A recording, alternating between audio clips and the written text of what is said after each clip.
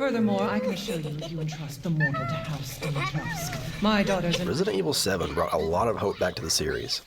It brought us a new engine, a new perspective, and a new character arc. Some people say it revived the series, made Resident Evil feel like Resident Evil again. So when Village was first shown, and we saw that this new story wasn't done, and that a legacy character would play a major role, there was a lot of eyes on it. And just like 7, this one's personal for me. My daughter was just born when this game came out, so running through a village of monsters trying to save a baby hit me in a very specific way. But stepping back from my personal connection, from the hype, from the spectacle, what was Resident Evil Village?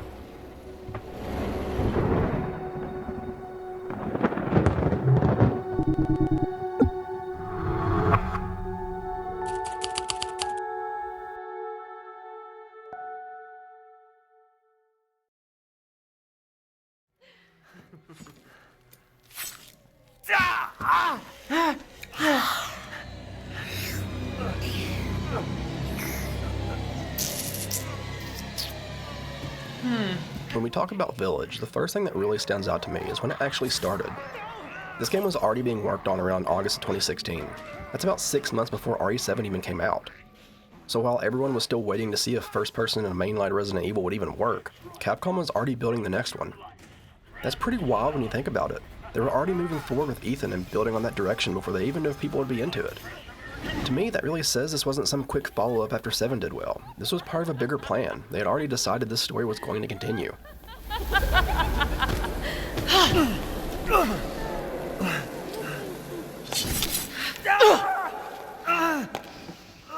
Man blood. And remember where Capcom was at this point. Resident Evil 6 had sold well, but the conversation around the series was all over the place. RE7 comes out in 2017, launches the RE engine, pulls everything back into something tighter and more focused, and the reception shifts. Suddenly people are saying Resident Evil feels like Resident Evil again. The vibes online around the series change, and there's confidence again.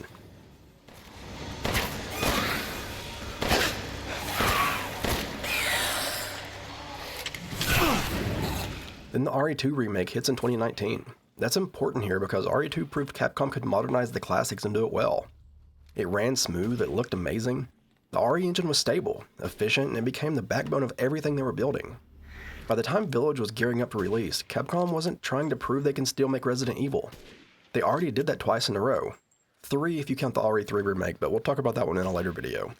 So the position they're in is different now. Capcom rebuilt trust, validated the engine, shown they could handle remakes and mainline entries. They had momentum again. Village steps right into that space.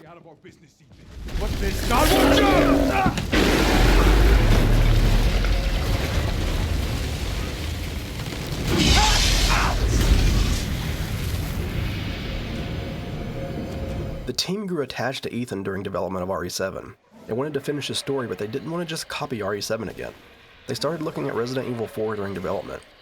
They studied the balance of combat, exploration, puzzle flow, that rhythm, the push and pull between tension and forward motion. Producer Tsuyoshi Kanda talked about this pretty openly. The goal wasn't to take RE7's horror and stretch it across another house. They wanted variation, something that would feel broader while still keeping horror in the DNA.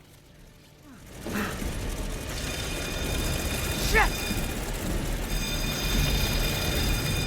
So you have this interesting mix happening behind the scenes. On one side, they're building from RE7's foundation. First person, Ethan stays, the mold storyline continues. On the other side, they're looking back at one of the most beloved entries in the franchise for pacing ideas. That combination explains a lot about why Village feels the way it does.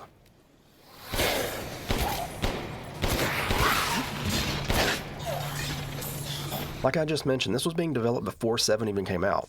Capcom didn't know how people were going to react to a mainline first-person Resident Evil title. That change could have gone sideways. People could have hated it. This was a massive risk. There's confidence there, but there's also caution. You can feel that in the way Village evolves instead of snapping into a completely new direction. Then there's the release window. Village launches in 2021, right in the middle of a console generation transition. PS4, Xbox One, PS5, the Xbox Series consoles, PC, all same day. That's pretty big. This was a flagship title, not some side entry. It has to perform across old and new hardware. It had to carry the brand into the next generation and show that the momentum from RE7 and RE2 Remake wasn't temporary. That's a lot of pressure.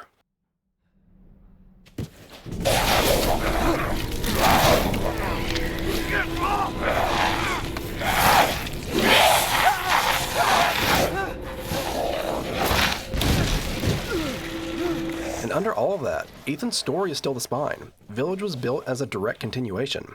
They knew where they wanted to go with him, and they wanted to end his story. The emotional weight in this game was part of the plan from pretty early on.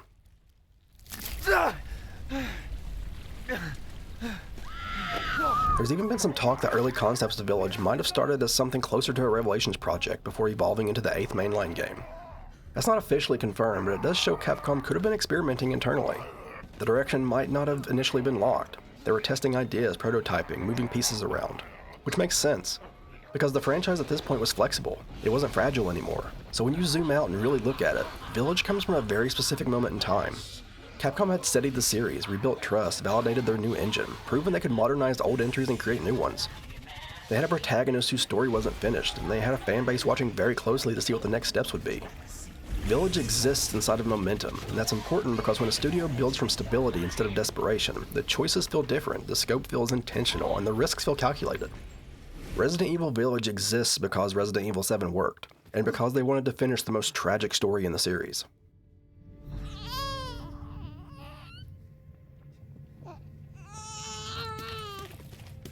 Ethan! One of the smartest decisions Capcom made with Village was keeping the camera exactly where it was. The first person stayed. After RE7, that wasn't a guarantee. They could have shifted back, could have experimented, but they didn't.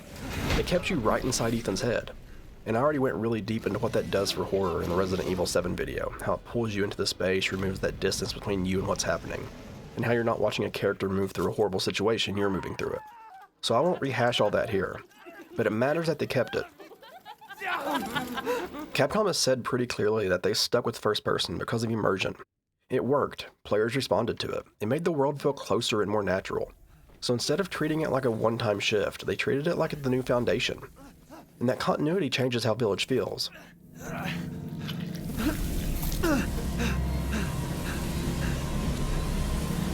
haven't cut open a man in a while. Even though the environments are bigger, the scale's wider, and the enemies come at you in bigger numbers, the camera never pulls back to show you some heroic framing. You still see Ethan's hands, his weapon, the way he moves. You never get that clean cinematic view of him standing tall in a cutscene. You're still inside him. Ethan was originally designed almost like a camera for the player. The team wanted him defined enough to have a personality, but open enough that you project into him. That's why you don't really see his face during gameplay, and why he doesn't get those iconic hero shots we see with Leon or Chris. Village keeps that.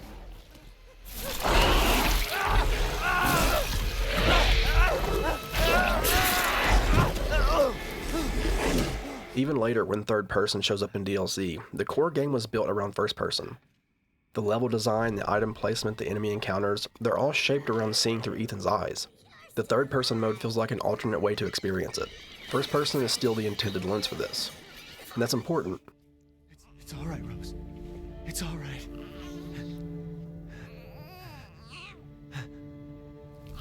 Because the entire game holds that perspective, until it doesn't.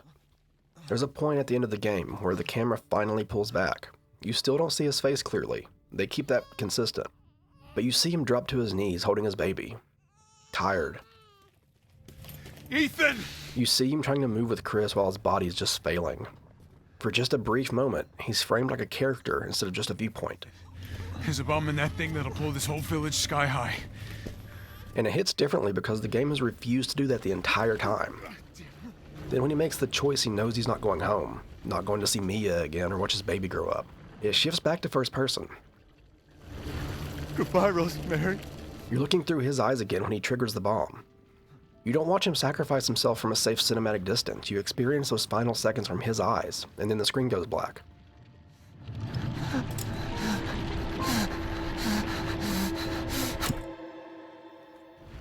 That camera shift does something. It gives him recognition. It almost gives him that hero framing. He just doesn't survive it. And that's why keeping first person all the way up to that moment matters so much. If you had been watching him the whole game, that final pullback wouldn't land the same way. Instead, his growth feels internal. You feel him become stronger instead of just watching it.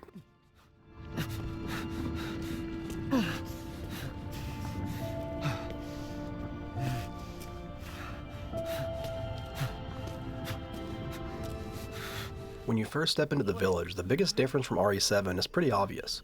You're not locked inside one location anymore. The Baker estate was tight and contained. Everything fed back into that one property.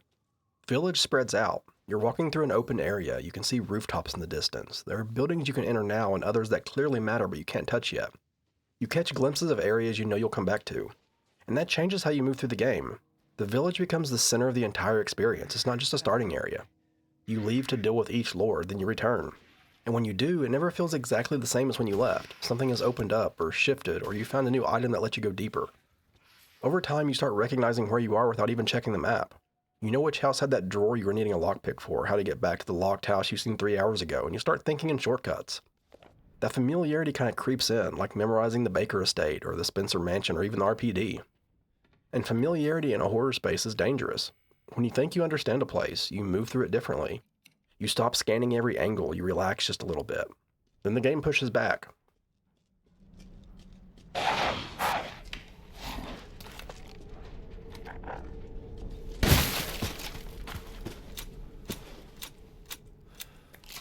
Sometimes it's an enemy where you didn't expect one, access to an area that you've been staring at for hours, or even just the tone shifting while the layout stays the same. It feels like the village evolves around you as you make your way through the game. The treasure system really plays into that feeling also. There are valuables tucked all over the place. Locked containers you can't open yet, items that require specific keys or tools you won't get until later. You'll notice something on your map and realize you're not ready for it, so you move on, and then hours later you remember it. That memory pulls you back. You start studying the space, you slow down to check corners more often, think about whether you missed something earlier. And none of the treasure hunting ever feels like busy work. The rewards matter. The treasures fund upgrades. Some hidden items directly change how strong your weapons are. That feeds into your power curve in a pretty big way. Exploration here affects how prepared you are for what's ahead.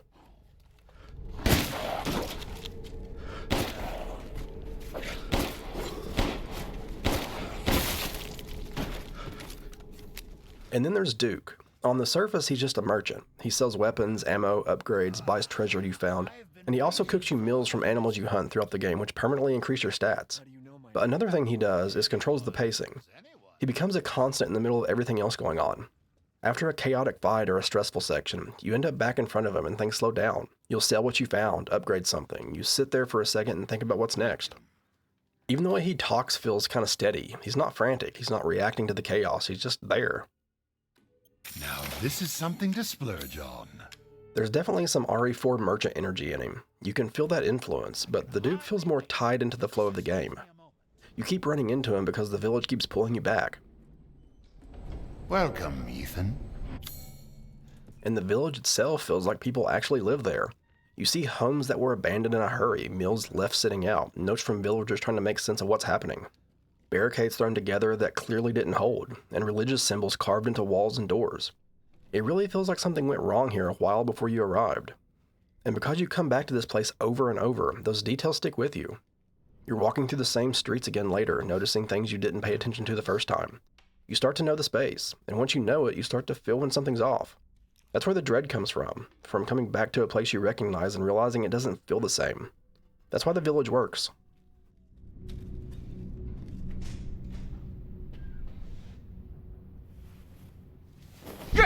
No! Friendly! Hey, just real quick, if you made it this far into the video, thank you for hanging out with me for a bit. If you're enjoying it, consider subbing. There's a lot of content like this already on the channel, and there's always more coming. Drop a like and leave a comment also. Let me know if you liked Village. How did the father's story land with you? And also want to give a massive shout out to all the channel members and to everyone who supported the RE Village streams with super chats. I really don't have words for how much I appreciate all y'all. It means more than you know. But that's enough of all that. Let's get back into Village and talk about the 4 lords and the 4 different kinds of horror. Tales, and her throat became bone dry.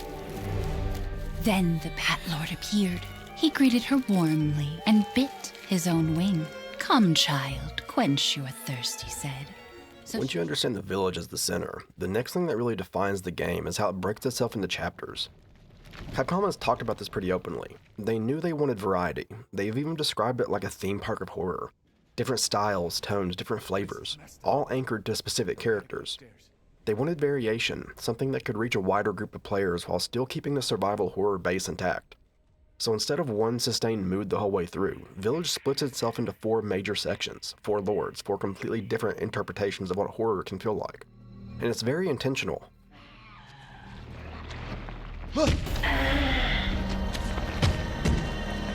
You start with Castle Dimitrescu. The castle is Gothic through and through. These tall ceilings, long hallways, ornate architecture.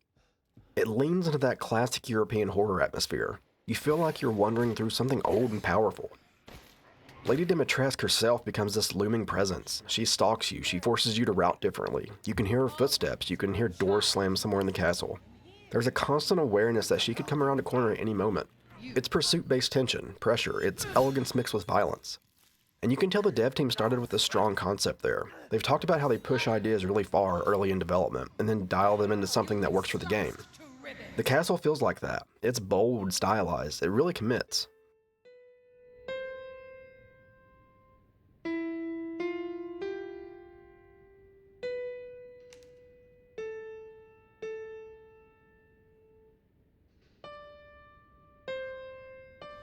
Then you leave that and walk into House Benevito, and the tone immediately shifts. The castle gives you weapons, enemies, pursuit. Benevito strips almost everything away. There's no traditional combat, no safety in your weapons. It slows you down and isolates you. This section pulls directly from psychological horror. It plays with sound, silence, confined space. It pushes ideas that RE7 explored in smaller moments and stretches them into an entire chapter.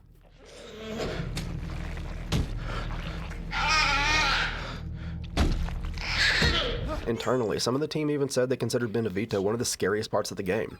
And you can feel why. It messes with your expectations, it removes the systems you've been relying on. It forces you to sit in discomfort instead of shooting your way through it. And of course, it has the baby.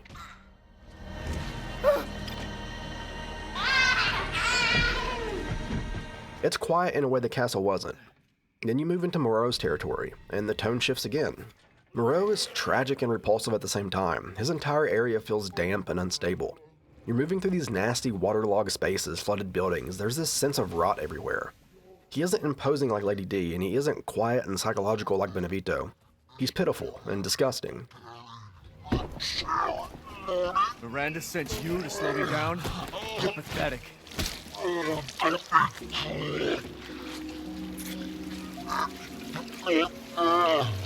The devs really leaned into that. They wanted him uncomfortable to look at. They wanted his domain to feel warped around his condition. There's something sad under all of it too. You hear it in how he talks, you see it in how he reacts to Miranda. That tragedy really adds weight to the gross design.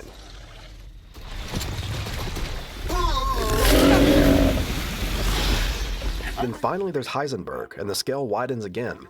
You step into this industrial factory, it's metal, machinery, sparks flying. The horror becomes mechanical and manufactured. There's a different energy here. It feels louder and more aggressive, more engineered.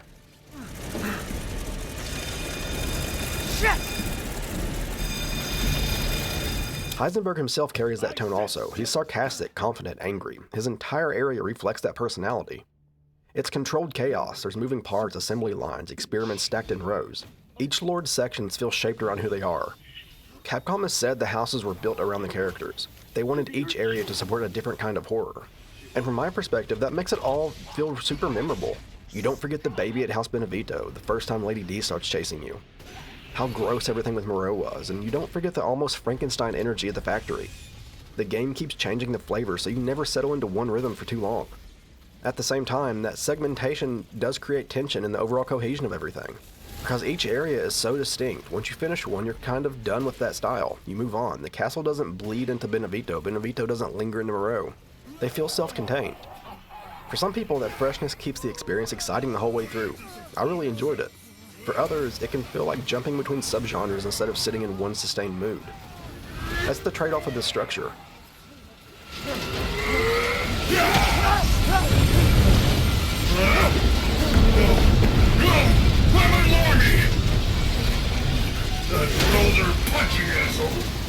Capcom has mentioned the more open village layout allows horror to come from uncertainty.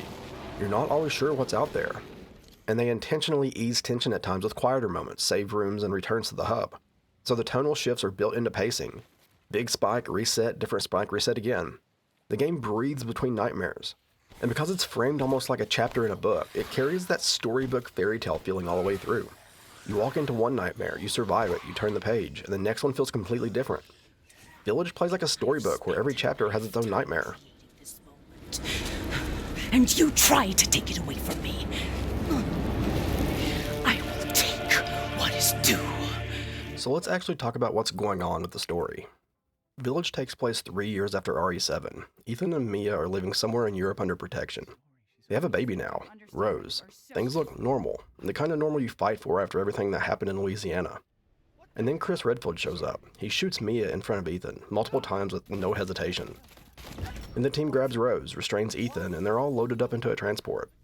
From Ethan's perspective, he's confused and he feels betrayed. How could Chris do this? Rose is gone, Mia's gone, he has no answers. That's where the game really begins. Later you learn the woman Chris shot wasn't Mia. Mother Miranda had already replaced her. Miranda has the ability to mimic other people physically. She had been living in the Winters home long enough to study Rose up close.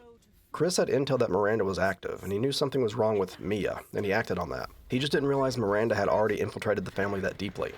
Chris wasn't turning on Ethan. He was trying to remove Miranda from the equation and secure Rose. The convoy crash gave Miranda another opportunity to take control of the situation. Everything that follows comes from that moment.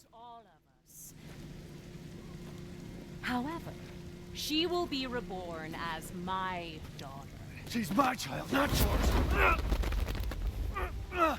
Mother Miranda is the core of everything happening in the village. Over a century ago, she was just a woman living in the village. Her daughter Eva died during the Spanish flu pandemic. Miranda couldn't accept it. In her grief, she wandered into a cave beneath the village and discovered something ancient buried there. The Megamycete, a massive fungal superorganism. When Miranda made contact with it, her biology changed. She gained regenerative capabilities. She gained access to something deeper. The Megamycete stores genetic information and memory within itself. It functions almost like a biological archive. Miranda interpreted this as possibility. If the Megamycete could preserve information, preserve essence, then maybe Eva wasn't truly gone. From that moment on, her life had one purpose: to bring her daughter back. Over decades, she experimented on villagers using a parasite derived from the Megamycete called the Cadeau. Most hosts died, some mutated into lichens. A few survived the process in unique, stable ways. Those few became the Four Lords. You mean you'll screw around with him in private, and where's the fun in that? Give him to me, and I'll put on a show that everybody can enjoy. Ugh, so gauche. What do we care for bread and circuses? The man thinks suffering is assured. Miranda positioned herself as a religious figure in the village, a guardian, a mother. The villagers worshipped her, feared her, and depended on her. All the while she was using them. Each experiment was another attempt to create a viable vessel for Eva's rebirth. The Four Lords are basically Miranda's long-running experiments that didn't die. She used the Cadeau parasite on a lot of people. Most of them didn't survive, these four did. Alcina Dimitrescu handled it better than most people. The Cadeau changed her in a really big way. She grows to an extreme height, her body heals fast, and she develops a blood dependency. But she keeps her composure, she stays sharp, controlled. Her castle reflects that. It feels old and powerful, almost regal. She carries herself like someone who believes she's above everyone else. Because he is in my castle and has already proven too much for my daughters to handle. When I find him... Donna Benevito's mutation goes in a different direction. It shows up in her mind more than her body. Hallucinations, isolation, that doll Angie. Acting almost like an extension of her. Her horror is quiet, it creeps in, it messes with your head. If only crazy murder you! TikTok! Your life, son of I. Wait! Salvatore Moreau didn't adapt well. The Cadeau twisted him. His body breaks down into something unstable and disgusting. He's emotional, he's insecure, desperate for Miranda's approval. You can hear it in the way he talks. He wants to matter to her. He just never does. What's wrong with you? Then there's Carl Heisenberg. His body adapts in a way that gives him control over metal, magnetism. He builds that entire factory around himself. He's angry, and he sees what Miranda is doing, and he resents being part of it. Out of all of them, he feels the most aware of the bigger picture. Not bad. Not bad, Rangers. You're persistent. But I've got a rebellion. So stay out of my business. All four of them come from the same source. The same parasite, experiment, the same goal. Miranda trying over and over to find something that could bring Eva back. They're all branches of the same obsession, not just some random villains dropped into a fairy tale. The Megamycete is the origin point.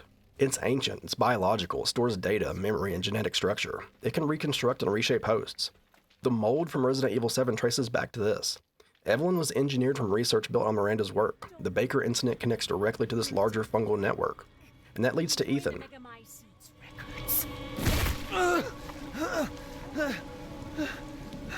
I will make sure to sample your blood for later. During RE7, Ethan was infected by the mold at the beginning of the game. His body was effectively killed and reconstructed. He survived catastrophic injuries because his biology had already been altered. He just didn't know it. 3 years ago, the Baker house. You were murdered by Jack. You died there 3 years ago. Rose inherits that altered biology. She's born with a stable connection to the mold's properties. When Miranda learns about Rose, she recognizes something different. Rose isn't a random host, she's compatible, stable, capable of sustaining the Megamycete's influence without immediate collapse. To Miranda, that means she has finally found a vessel she's been searching for over 100 years. Miranda separates Rose's body into 4 flasks using the Megamycete's properties. It's ritualistic and scientific at the same time. By distributing Rose's essence among the lords, Miranda ensures the ritual's completion requires reassembly at a specific time and place. When Ethan collects the flasks, he's unknowingly restoring Rose's body for Miranda's final ceremony. The ritual takes place beneath the village near the Megamycete's core. Miranda believes Rose will become Eva reborn. Is that you? Oh, how I've missed you! When Chris makes it down into Miranda's underground lab, that's when the story stops being contained to just this village. You start reading the documents. One of them completely changes the outlook on the entire franchise. You see a name, Oswell E. Spencer. Before Umbrella, Raccoon City, the mansion, bioweapons, before any of it, Spencer was here. He visited this village decades ago as a young researcher. He met Miranda. He saw what she was doing with the Megamycete. He saw a woman manipulating life at a fundamental level, rewriting biology, extending her own lifespan, trying to bring someone back from the dead through infection and mutation. Most people would just see a grieving mother. Spencer saw potential. He saw the idea that humanity could be reshaped, evolution forced through biology. Miranda's goal was personal. She wanted Eva back. That was the center of everything for her. Spencer's mind went somewhere bigger. He believed humanity could be elevated, perfected, rebuilt. He left the village carrying that philosophy with him. He went on to discover the progenitor virus in Africa. That discovery becomes the backbone of his work. From progenitor, the T virus is developed, Umbrella is formed. The mansion incident happens, Raccoon City falls. The symbol he chooses for Umbrella, the red and white design, it draws directly from a symbol he saw in this village. That connection isn't a loose reference, it's documented. Spencer writes about Miranda. He acknowledges that meeting her shaped him. He thanks her for the inspiration. That's the part of this that really hits for me. The origin of the entire biohazard nightmare, every outbreak, experiment, every BOW, traces back to this hidden place in Eastern Europe. To a woman who found a fungus in a cave and refused to let her daughter stay dead. Umbrella doesn't use the Megamycete itself. Spencer goes down his own scientific path with viral research. But the philosophy, the belief that infection can be the key to human advancement, that seed was planted here. Everything that happens in Resident Evil starts echoing back to this village. The mansion, T-Virus, the fall of Raccoon City, Wesker's ideology, the global spread of bioweapons. All of it can be traced back to this moment. Spencer saw what Miranda was doing and thought the idea could be bigger. That's what makes this document so important. Village feels isolated when you're playing it. There's snow, castles, old rituals. Then you read that one file and realize this isn't isolated at all. This is the root, not just the mold, of the entire franchise.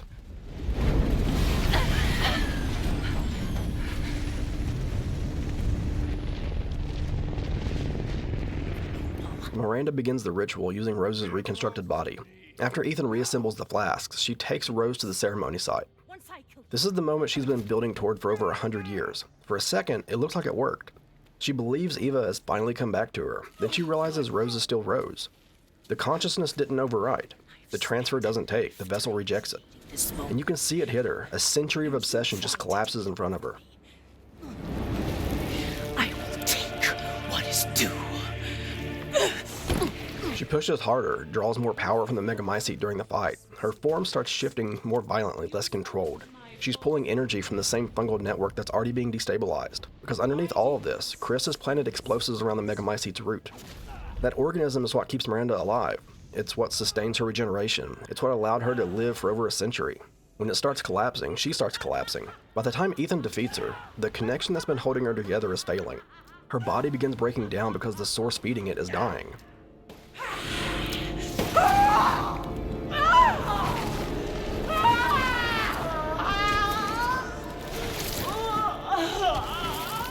This is the same reason Ethan starts falling apart.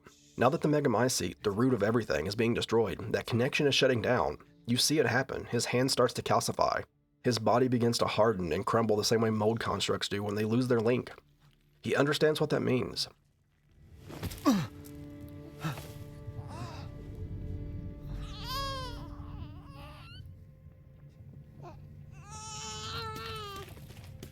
Ethan! Ethan! Come on, Ethan. This whole village... Chris arms the detonator to wipe the Megamycete out completely. Ethan takes it from him. He knows he doesn't have much time left because the thing that's been keeping him alive for 3 years is collapsing. He hands Rose to Chris, tells him to protect her, to keep her safe. Then he stays behind as the Megamycete erupts. The explosion destroys Miranda, it destroys the fungal core, and with it, the only thing sustaining Ethan. Watch over her. Teach her to be strong. He doesn't die because of the blast alone. He knows that once the root is gone, so is he.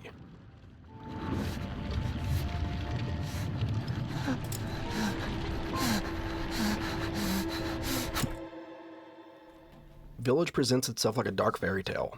Lords and castles, rituals, ancient symbols, a mother trying to resurrect her child. Underneath all that, it's still biological horror. Infection, mutation, genetic memory, experimentation driven by grief. The Megamycete sits beneath the story like buried mythology turned organic. Village wraps its narrative in folklore. At its core, it remains DNA, consequence, and a century of obsession. When we first meet Ethan Winters in Resident Evil 7, he's nobody. He's not a cop or a soldier or a trained operative. He's a guy looking for his wife. He walks into the Baker estate confused, out of his depth. The entire game feels like survival. He doesn't understand what's happening. He doesn't know how deep it goes. He's just trying to make it out alive. You can feel that in every step he takes in that game. The way he reacts to everything. He survives because he refuses to quit. And that's it. And that's what makes Village so interesting. Because 3 years later, he's different. He's still Ethan, still grounded, and still not an elite super soldier. But there's something sharper in him now. When Rose is taken, he doesn't hesitate. He doesn't spiral. He immediately moves. There's intent behind every step. He isn't wandering into horror looking for answers. He's hunting for his daughter. You can hear it in his voice. He's more confident, more focused. He challenges them. He doesn't sound confused. He sounds driven. And that growth shows up in small ways too. Between games, it's stated that Ethan received combat training while under BSAA protection. And you feel that. His walk speed is faster, sure, the map is bigger, but it's more than that. He carries himself differently. His weapon posture is tighter. He holds his knife and pistol with familiarity. And the reload detail, this is one of those things most people probably never even notice. In RE7, when Ethan reloads, he drops the magazine and shoves in a new one. There's no discipline there. He's just trying to survive. In Village, if there are rounds left in the magazine, he performs a tactical reload. He swaps it, keeps the partial mag. If it's empty, he drops it. That's trained behavior. That's someone who prepared. Someone who thought, if this ever happens again, I'm going to be ready. He doesn't feel like a civilian caught in the wrong place anymore. He feels like a father who expected the world to come back for him. And that's the key. You'll never see your Rose again!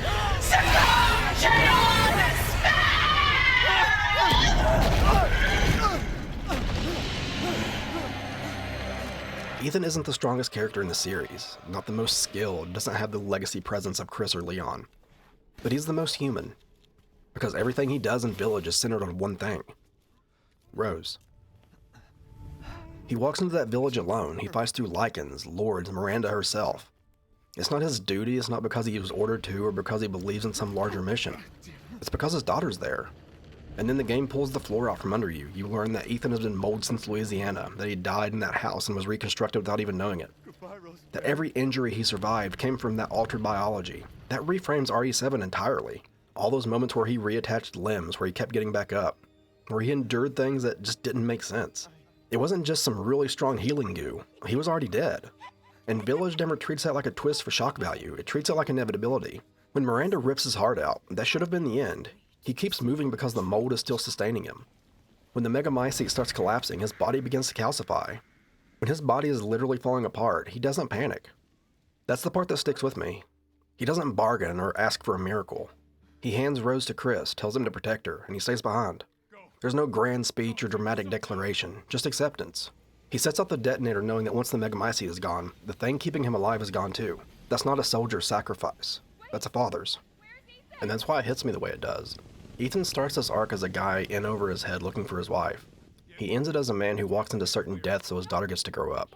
He doesn't become a legend in the traditional Resident Evil sense. He becomes something quieter. He becomes a father who finished the fight. And the way Village closes on that note feels final. It's beautiful and brutal. It's like a fairy tale that doesn't pretend everyone gets to go home. As I mentioned in the very beginning, when this game came out, my daughter had just been born. So running through that village, hearing Ethan say Rose over and over again, it hit me differently. Not everybody is going to connect to it in that same way. If you're not a parent, it might just land as a strong character moment, but if you are, you know. You know that feeling. You know that switch that flips in your head when nothing else matters. Pride doesn't matter, fear. Whether you survive doesn't matter. If your kid is on the other side of something terrible, you're walking into it, with no hesitation. And that's why Ethan really works for me. I love most of the characters in Resident Evil. Chris, Leon, Jill, they're icons. They're larger than life. They're trained, experienced, built for this world. Ethan isn't. He's you. He's me. He's just a regular guy who keeps getting dragged into things way bigger than him and refuses to stop moving forward. In RE7, he survives because he loves his wife. In Village, he fights because he loves his daughter. He doesn't have the clean hero framing most of the series is built on. He doesn't get the cool one-liners or the victory walk away from an explosion. He gets something deeper. He gets growth. He gets purpose. And he chooses to stay behind. That's why his progression means more to me than almost anyone else in the series. Because he starts as nobody, and he ends as someone who did exactly what any of us would hope we'd have the strength to do. He didn't become a superhero, he became a father who saw it through. And that's why, for me, Ethan Winters is one of the strongest characters the franchise has ever had.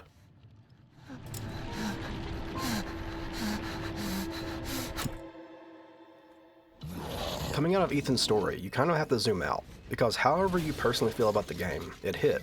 When it launched in May 2021, this was a major release. It was full cross-gen. Capcom treated it like a flagship, and the response was immediate. Within days, it shipped over 3 million copies. The numbers kept climbing. It passed 5 million pretty quick, then 8, and eventually over 10. That puts it among the highest selling games in the franchise. That's momentum.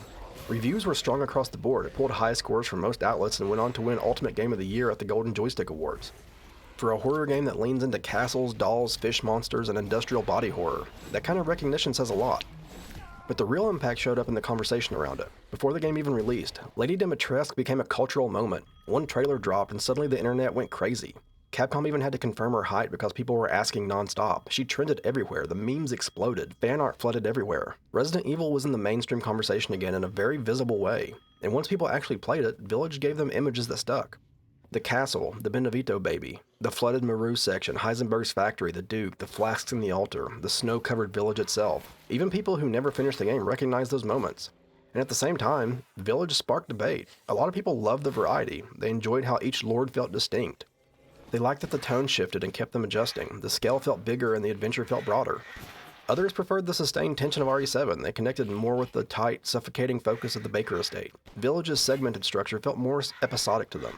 That discussion has stayed active since launch, and honestly, that's part of what makes Village important.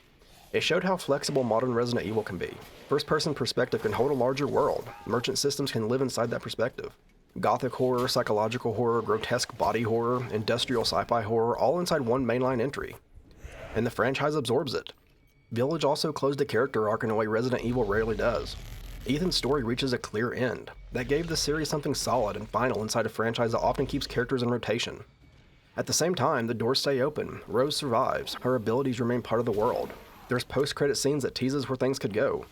Village sits in a really specific place in the timeline now. It carries forward what RE7 built. It expanded the scope. It reinforces the RE engine era. And it proves that the series can experiment inside its own identity and still connect. Commercially, it did really well. Critically, it held up. And culturally, it created moments people still talk about. Rose is cold as what? Right after I murdered Miranda.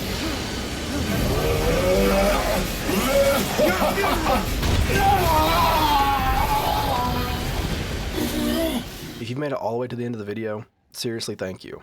30-something minutes talking about Resident Evil Village is a long time to spend with someone. And the fact that you're still here, it really means a lot. If you enjoyed this video, there's a lot more like it on the channel. Deep dives, horror spotlights, bringing forgotten games back into the light. All built out kind of the same way. If that sounds like your thing, consider subbing. Drop a like if you want to help the video, and leave a comment and tell me what you thought about Village or Ethan's arc. But again, thank you for hanging out. That's Resident Evil Village, and as always, I'll see y'all later. Hey, Dad. Happy birthday.